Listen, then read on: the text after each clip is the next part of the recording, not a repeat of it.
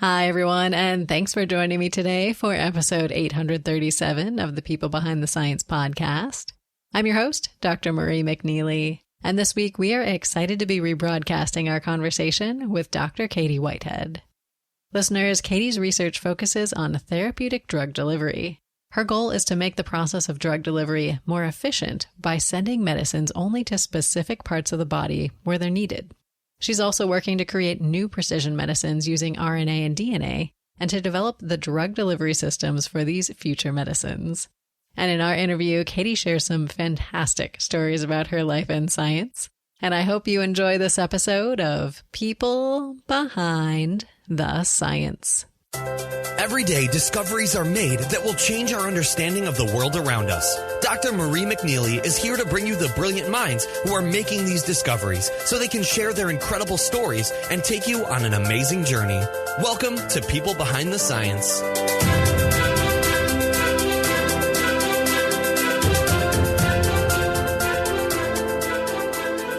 Hello, everyone, and welcome to another episode of the People Behind the Science podcast.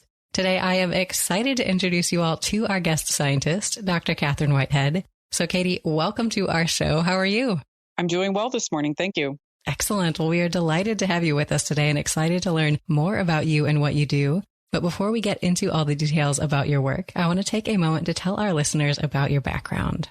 So, listeners, Katie is an assistant professor in chemical engineering at Carnegie Mellon University, where she also holds a courtesy appointment in biomedical engineering. Katie received her bachelor's degree in chemical engineering from the University of Delaware and her PhD in chemical engineering from the University of California, Santa Barbara. Afterwards, she conducted postdoctoral research in the Koch Institute for Integrative Cancer Research at MIT. Katie has received numerous awards and honors, including the DARPA Young Faculty Award, the DARPA Directors Fellowship, the Controlled Release Society Capsugel Pfizer Oral Drug Delivery Award, the Diabetes Technology Society Peterson Research Award, a UC Graduate Research and Education in Adaptive Biotechnology Fellowship, an NIH Ruth Kirschstein National Research Service Award Fellowship, the Kun Li Award for Excellence in Education, the Popular Science Brilliant 10 Award, and very recently, the 2018 National Institute of Health Directors New Innovator Award. She's also been named an MIT Technology Review Innovator Under 35 and the 2016 Young Innovator Award from Cellular and Molecular Bioengineering. So, Katie, today we're excited to learn more about you and the wonderful work you do as a scientist, but also you as a person. So, can you start by telling us how you like to spend your time when you're not doing science? Sure. So my favorite thing to do, I've been working on since I was a PhD student at UC Santa Barbara. It was there and the wonderful weather that happens year round that got me into gardening. Ooh. That is one of the few hobbies that I think I've carried throughout my career from state to state. And particularly after I had a baby, a lot of other hobbies went to the wayside, but my gardening I really love. So I started with vegetables. I started with a single tomato plant when I was maybe a second year PhD student. And I never really liked tomatoes, but I grew the plant for my boyfriend at the time. I thought, oh, let's see how this goes. And then I realized that homegrown tomatoes are delicious. Mm-hmm. And that started a little bit of an addiction. And so every year I would grow more and more vegetables. And now I'm at the point where I usually grow 20 different varietals of heirloom tomatoes every year. They're my favorite, but I also have branched out into other vegetables and berries and fruits now at this point so that we have delicious food coming from our garden all summer. That is awesome. So how's the garden doing this year? This year was not a banner year for the garden. Mm-hmm. Production was down a little bit and we had some fungal issues, but we always get some. Even when it's a bad year, I still get some. I think I made 4 or 5 batches of sauce so we can enjoy the tomatoes all winter too. Very cool. Well, Katie, great to hear a little bit about how you spend your time when you're not hard at work, but I would love to chat about your science next. So can you tell us how you describe your work to someone who's maybe not familiar with your field? There are a couple of different areas of my research, but one area that I like to tell non-scientists about is the work that we do in oral drug delivery. And I guess if I could step back for a moment, we work in the field of drug delivery in general. So what that means is when we refer to drugs, we mean medicine. We don't refer to drugs in the colloquial way as illicit drugs. Sure. So we think about how to take medicines to specific places inside of the body. Most of the medicine that's available to patients today is not necessarily specific. It goes all over the body. And if you have a headache, for example, and you take Advil, the medicine is not going directly to your head. It's going everywhere throughout the body. So one of the things that we try to do is to make that process more efficient and to try to move drugs only to the places within the body where they are needed. That's one aspect of drug delivery. And the other aspect is trying to develop delivery systems for drugs that we currently can't take that are not FDA approved. So my lab does research into what I think of as the medicines of tomorrow, precision medicines that are RNA or DNA based, things made out of nucleic acids. And right now, there really isn't any technology to deliver these to the places they need to go. So we're working on these more futuristic medicines as well and how to get them to where they need to be inside the body, whether it be the liver or cancer cells, so that they can take effect.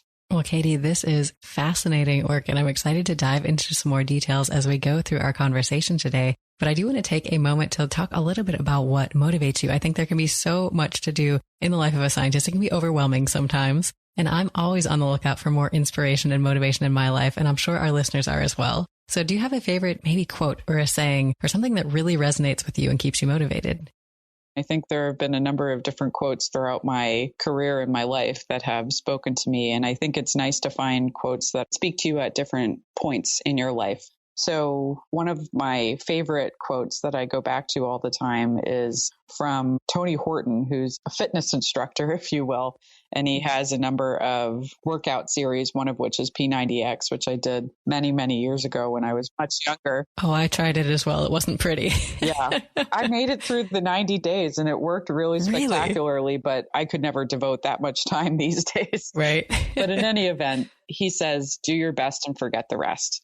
And that to me was something that really jumped out and something that I think is applicable throughout my career. And it's applicable to most of us because I never want to feel as if I haven't done my best on anything. And sometimes I worry a lot about outcome, like we want to do this, we want to do that. But the fact is, all we can ever really do is to try our best. And if you give that much, you won't feel regret because there was nothing more you could have given. So I think that that's something that I've held on to throughout my career is just try my best. And I can't ask any more of myself than that. And then more recently, I think since I've taken this job, there are a lot of elements of being a professor when you have to start fundraising and try to bring money into your lab. In the beginning, it can be very difficult to do this because you haven't built a track record and people don't necessarily know whether or not their money is going to go to good places. So it's very difficult to raise money in the beginning. And one element that's been recurring throughout my career, not just with fundraising, is persistence.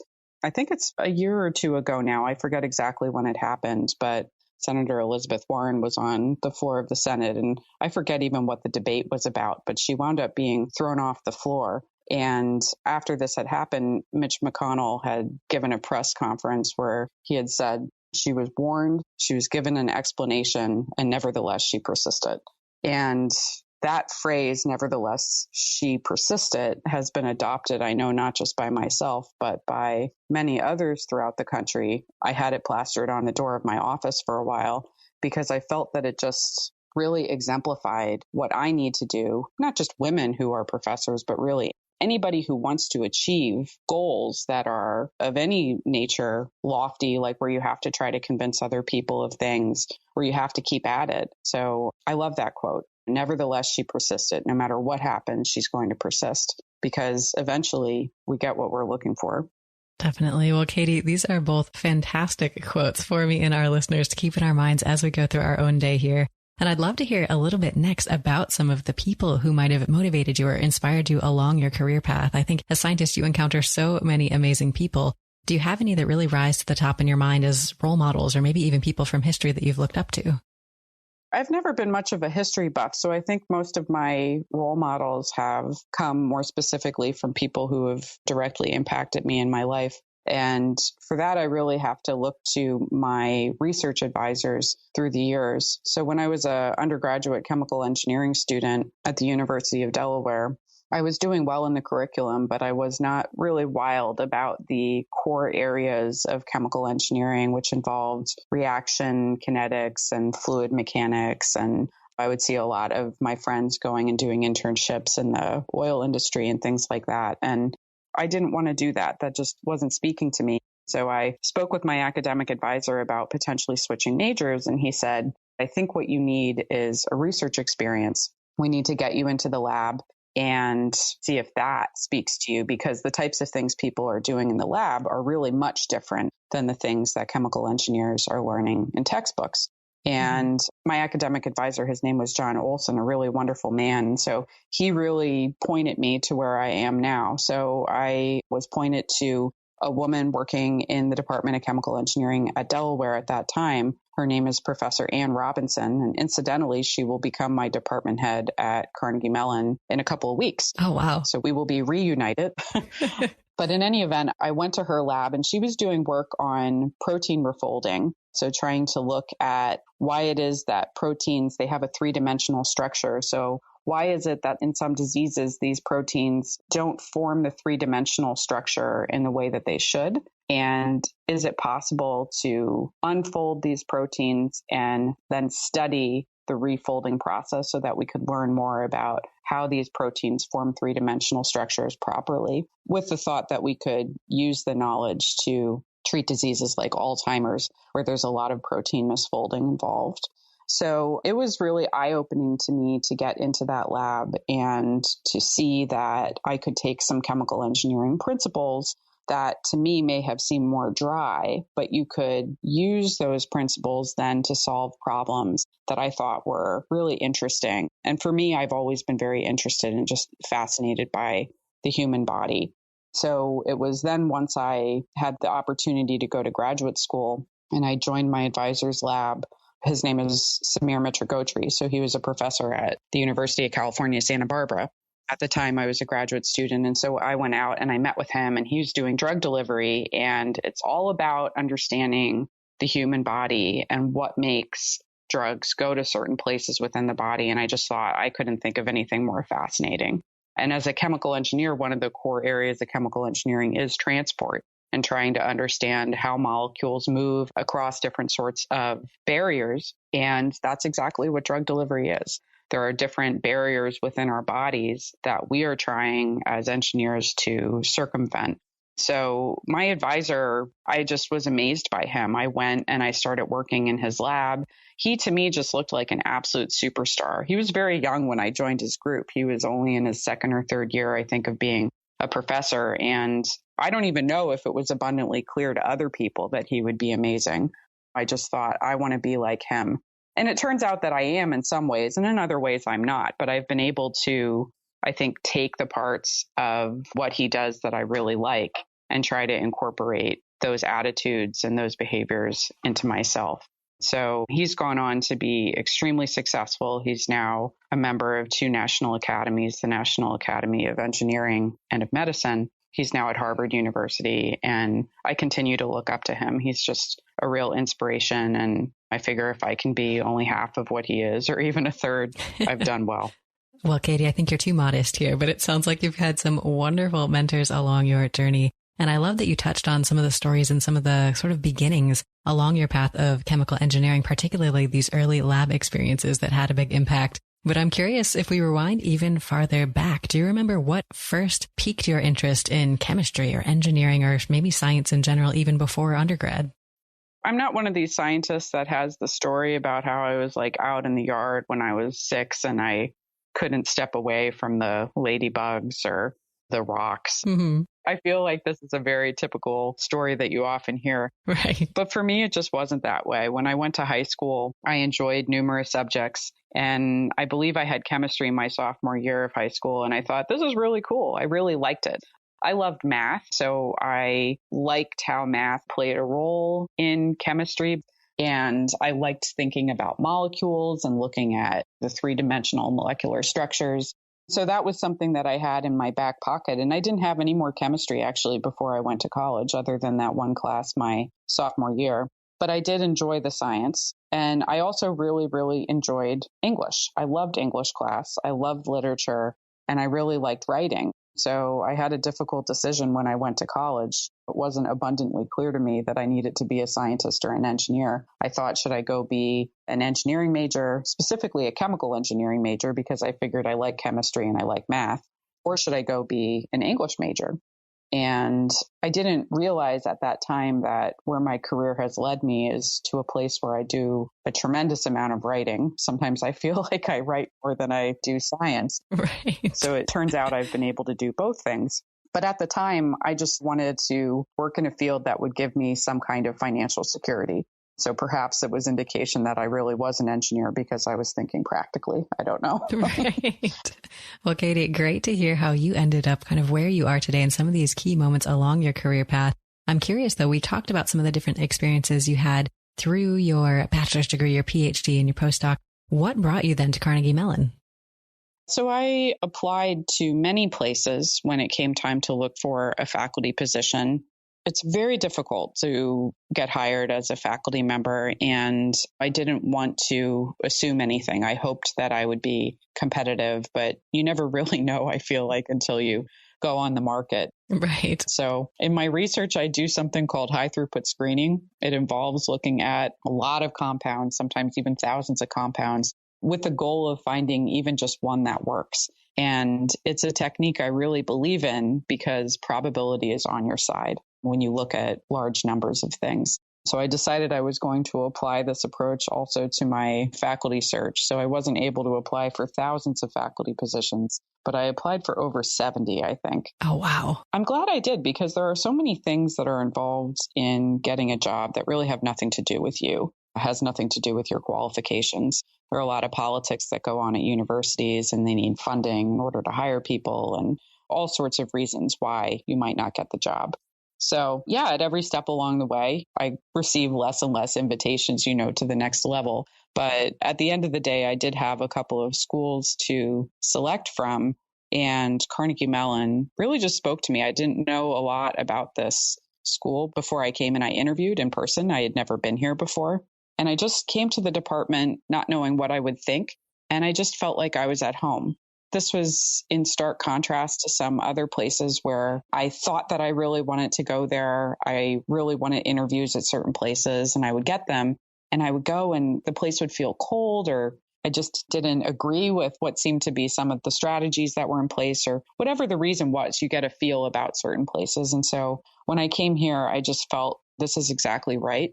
And it also happened to be an excellent school with excellent students. The students really are the most important part. I love the students that I met when I visited here, coupled with the fact that it's a 4.5-hour drive from my family. They're in Allentown, Pennsylvania, which is close to Philadelphia. It became a no-brainer. Wonderful. Well, it sounds like you've got a great position there at Carnegie Mellon, and I know you've got so many amazing research projects going on. Katie, is there one in particular that you want to give us a little bit more detail about today? I can tell you a little bit about some of the work that we're doing using fruit to deliver protein drugs orally. So one of the things that my lab is interested in is trying to take protein drugs that currently need to be injected in order to be effective. Insulin is one of the best examples. Diabetics have to inject themselves with insulin sometimes 3 or 4 times a day. And as you can imagine, this would be pretty unpleasant and it's painful. Mm-hmm. And it actually is painful enough that it causes some diabetics to skip their injections, which can lead to all sorts of long-term complications. But insulin is not the only drug. There are really many, many protein drugs that need to be injected. And one of the things that my lab would like to do is to come up with a more convenient way of taking these protein drugs. And one of the most patient-friendly routes of administration is the oral route. So if we can get these protein drugs into a pill, be able to swallow them, and they'll do what they need to do, that would be much better.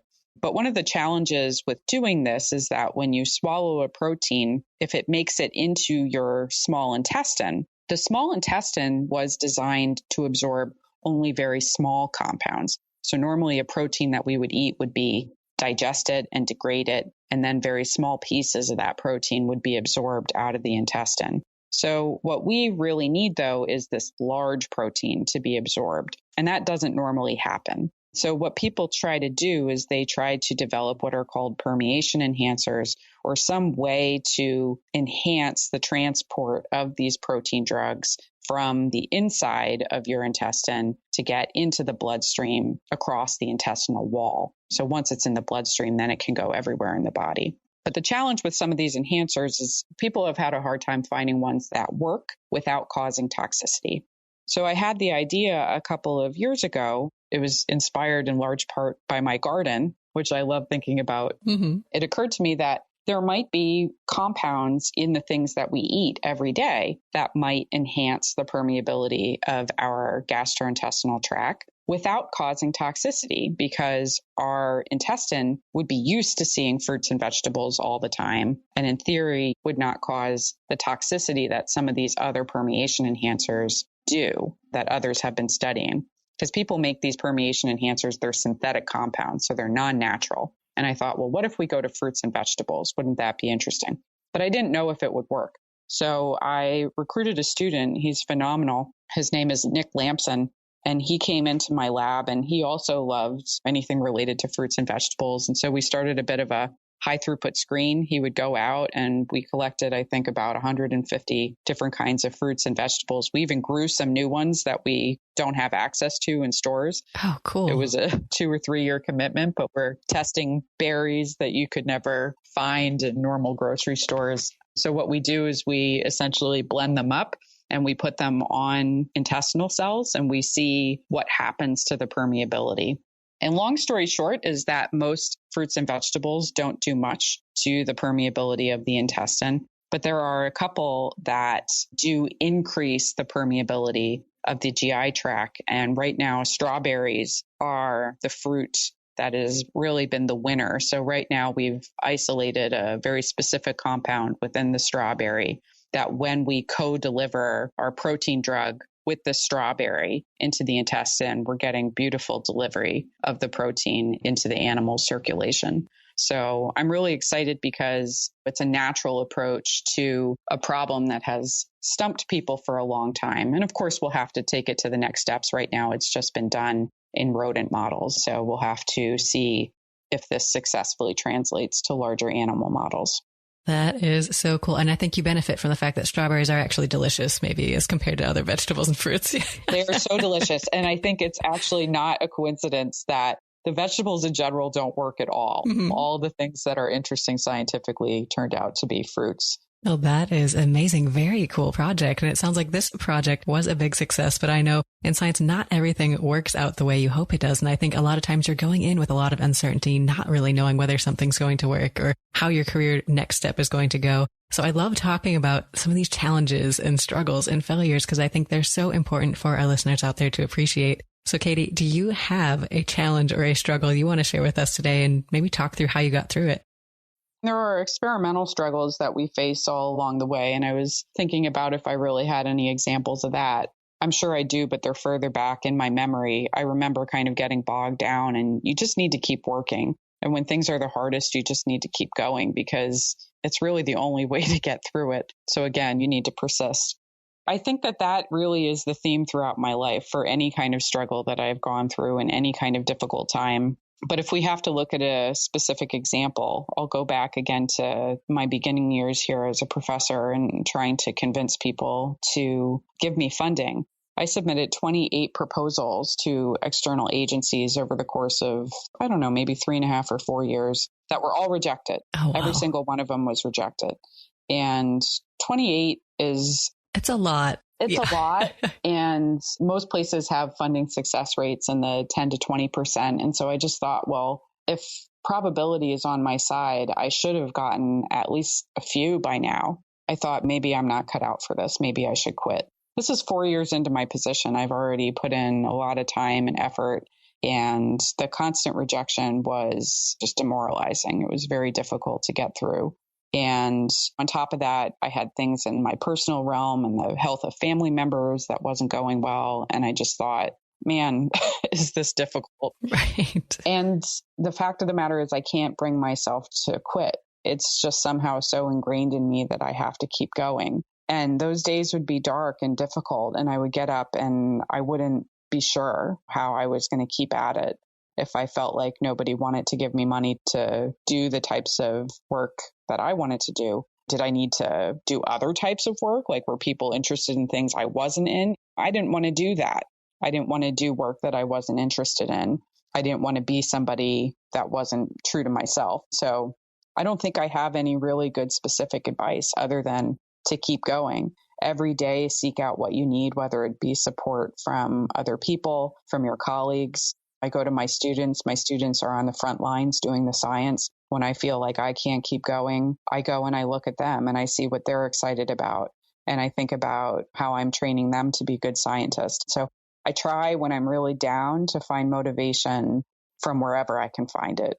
Absolutely. Well, Katie, thanks so much for sharing this dark part of your career. And I think you touched on some really important points here. I think for scientists, a lot of times when you're in that rut where you're just not being successful getting funding or getting things to go through, there's a risk. People start thinking, well, maybe I need to chase this hot technology or topic or whatever the case may be. Maybe I need to change my science. But oftentimes that's not the answer. And that's going to lead you to even more trouble. Right. I agree. Well, wonderful to hear about one of these challenges. And I'm so glad to hear that you persevered, you made it through, and you've got some great things going on now in the lab. And I'd love to talk more about some of these great things, these successes that you've had. So, Katie, do you have a favorite success story you'd like to share?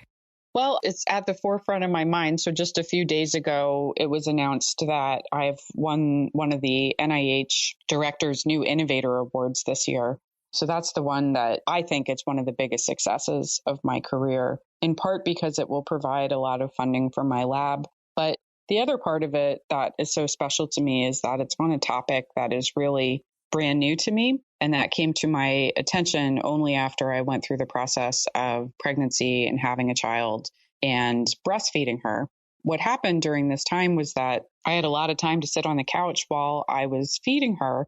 And my mind would wander. You can't do a whole lot when you're breastfeeding. You can't sit there with a laptop. Right. So I started wondering about what I was really doing. I was spending so much time breastfeeding. What was in the milk? Why was it so good for her? And was my time investment really worth it? So when I did have a moment to get on my computer, I started looking into things and I realized that we know almost nothing about breast milk.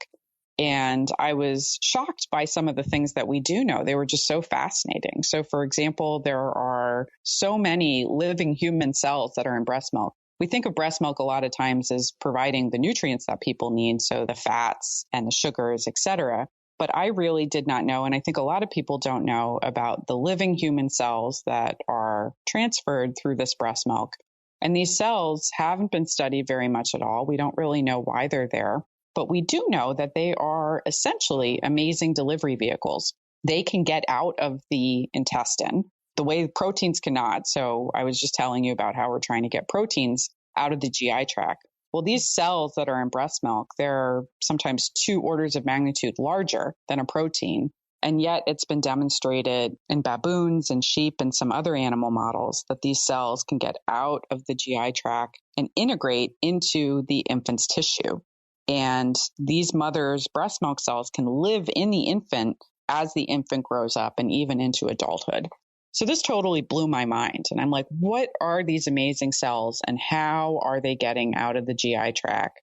Why do they functionally integrate into an infant's tissue? What on earth are they doing? And nobody knows that. So it was only really having gone through that specific experience of having my daughter that I realized there's this huge gap in knowledge, and I decided that I wanted to fill it. So I wrote this proposal that is really pretty outside of my normal area of science.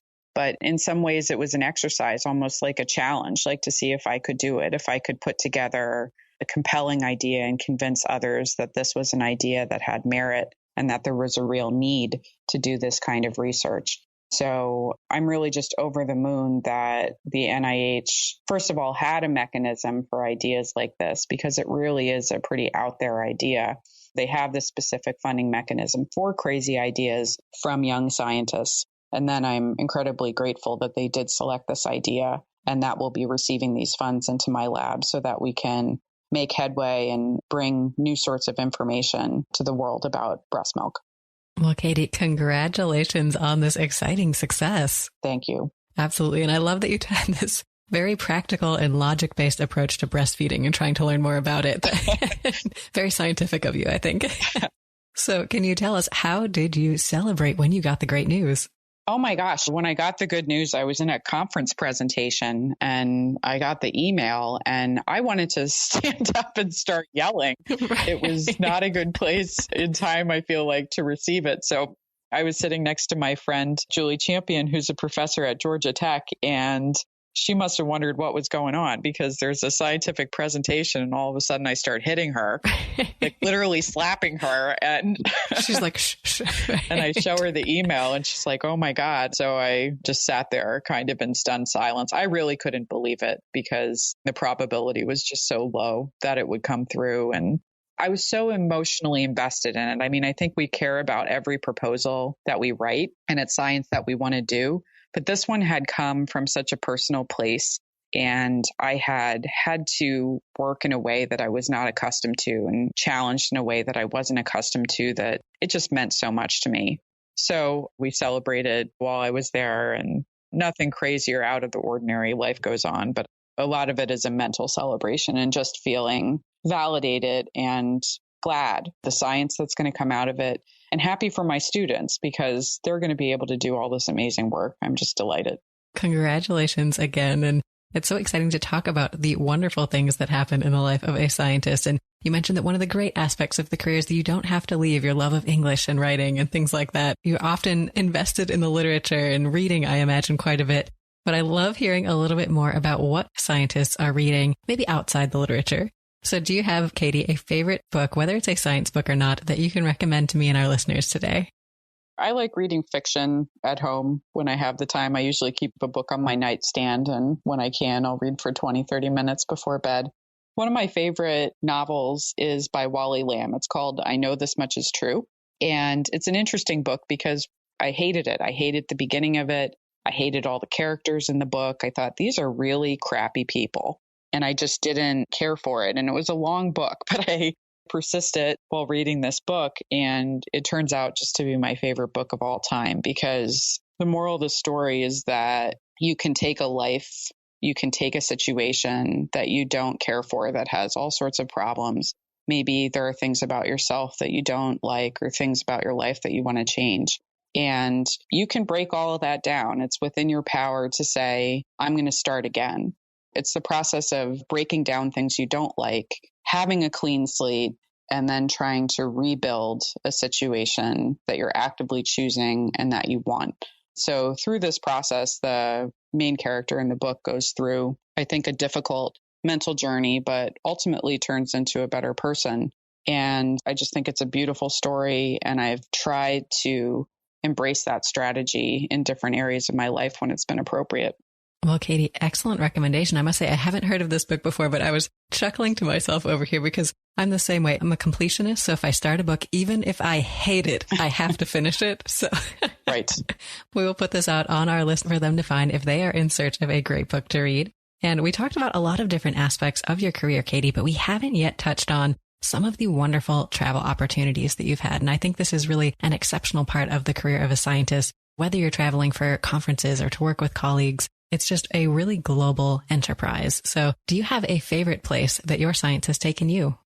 I have had the privilege of going many places, mostly to Europe and places in the US and Canada. But I have to say the one that really stands out the most is the very first conference that I ever went to, which was, I think, at the end of my second year as a graduate student.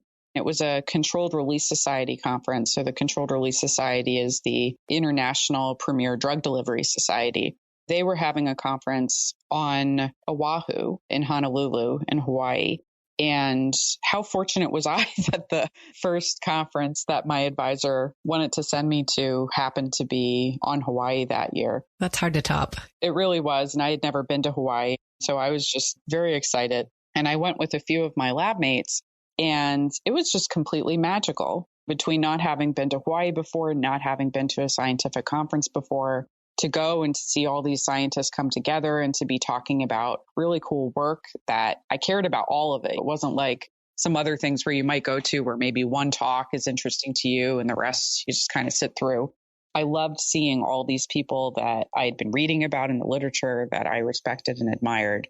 They were in one place, and here I was in Hawaii, and I was out on the beaches and drinking Mai Tais. And I thought, this is just unreal. Anyway, that was a really good start to my conference career. And not every place is like Hawaii, but I think it's special to be able to go to different places and experience different types of cultures and the foods that people eat. And I think it's sometimes the breadth of experiences in life that we can have as scientists that really help to feed into our creativity and our inspiration for different ideas. Definitely. And just having that opportunity to meet and talk to people who you would otherwise likely never encounter, I think is huge. Were you able to add a few extra days to your Hawaii trip there for fun?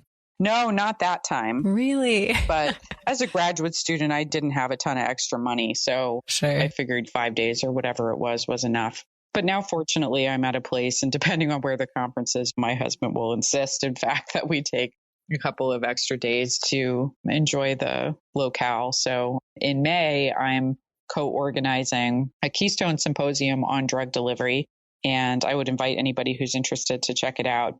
So that will be in Dublin, Ireland, and I've never been to Ireland before, so I'm very excited about that. And my husband and my daughter and my mother-in-law will also be coming out, and we're going to take an extra week at the end of our time there to go around in Ireland and to see the greenery, hopefully. That is awesome. I've never been to Ireland myself, but that's on the top of my list as well to go. Mm-hmm.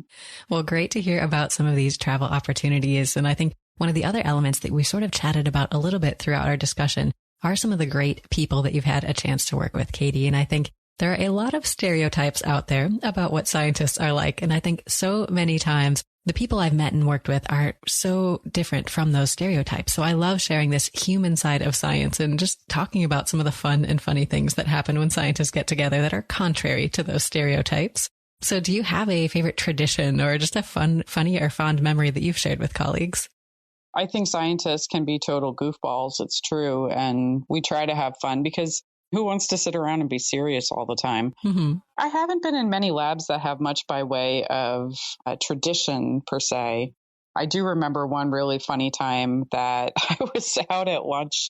I don't even know if this counts for your question, but I was out at lunch. We were eating in a courtyard when I was a postdoc at MIT. And while we were eating, it was a nice day. So I had taken my shoes off to sit in the grass.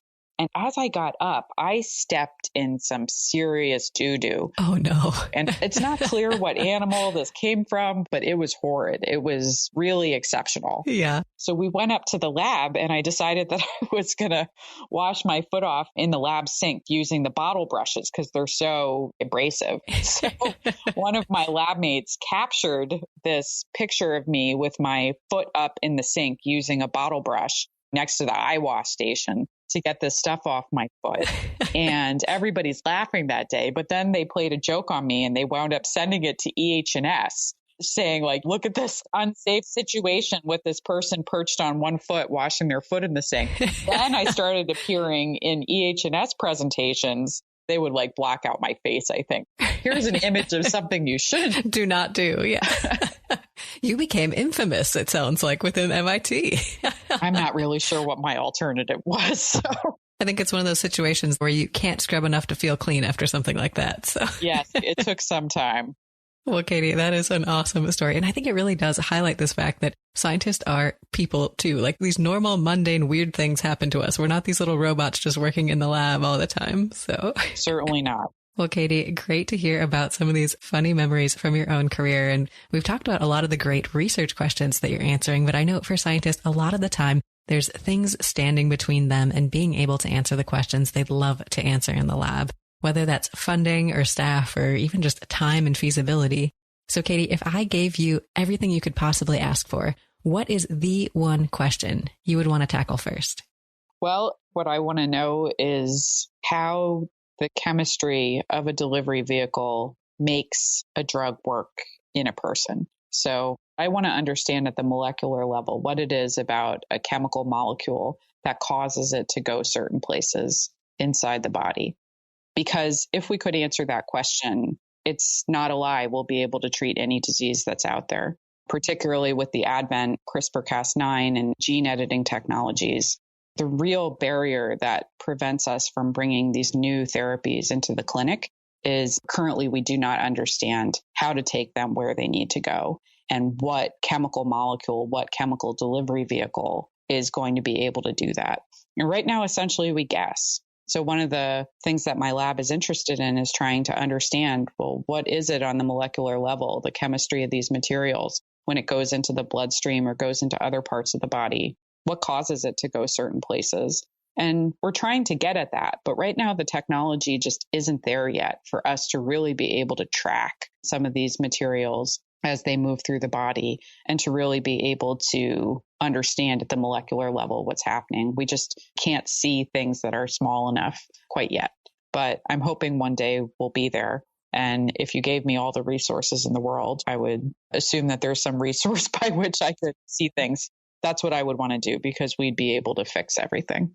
Very cool. Well, I love that in your response, there is this optimism that you keep saying we're not there yet, but it sounds like you think we're going to get there eventually. Absolutely. Because it is the chemistry. There is some chemistry that is determining how things work. And we just don't understand the relationship yet. It's a fact. It just needs to be discovered. I think it all comes down to that persistence too. You just got to keep kind of chipping away at the problem and getting closer and closer. Indeed. Well, we talked about persistence as sort of a piece of advice, something that really helped you along your own career. Is there another piece of advice or a message you'd like to give your listeners in terms of something that might help them in their career? The only other thing that I could really say is to seek help when you need it. Some people, I think, in science, they feel like they're alone, that their struggles are unique. And in some ways they are. You're going through a very specific circumstance. But I think a lot of the things that as scientists, as engineers, as academics, or people in industry, the things we struggle with are not all that uncommon. And if you can find a way to not feel alone, to find a support network, people going through something similar, it can go a long way into helping you realize that there's nothing fundamentally wrong with you. It's just the current situation. And that by persisting, that's how you're going to get out of it. Definitely. Well, Katie, that's great advice. I think having this support network is so key, not only in science, but just in life in general. You need to have people that you can bounce ideas off of and establish that community to keep yourself going. Absolutely. Well, Katie, can you tell our listeners if they want to learn more about you and the wonderful work that you do, where should they go? They could go to my lab website, which is whitehead.chem.cmu.edu, or you can just Google Kathryn Whitehead Lab and you'll find my website. I'm also very active on Twitter. My handle is @KWhiteheadLab. So you'll find all sorts of fun content about our lab and the things that we care about there. Awesome. Well, listeners, definitely follow Katie on Twitter. Check out her website. Lots of cool projects there. And Katie, thank you so much for joining us today for an interview to share a piece of your story. It is such a pleasure. Thank you for having me. Well, Katie, it was a delight to have you here with us today. And listeners, great to have you here as well. We'll see you next time on another episode of People Behind the Science.